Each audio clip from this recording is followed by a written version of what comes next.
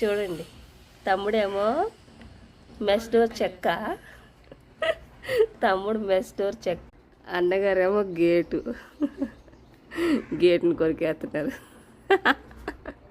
బిజీగా చెరుకొకటి పట్టుకున్నారు.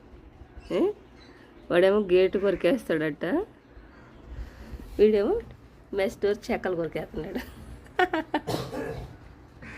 అన్ని బొమ్మలు ఇచ్చాం కదా, ఆడొచ్చు కదా, బొమ్మలతోటి ఆడొచ్చు కదా. వస్తుంది ఇప్పుడు, ఇది కూడా కొరకాలేమో చెక్క. నేను రాకుండా ఎందుకు కొరికేస్తున్నావే నువ్వు?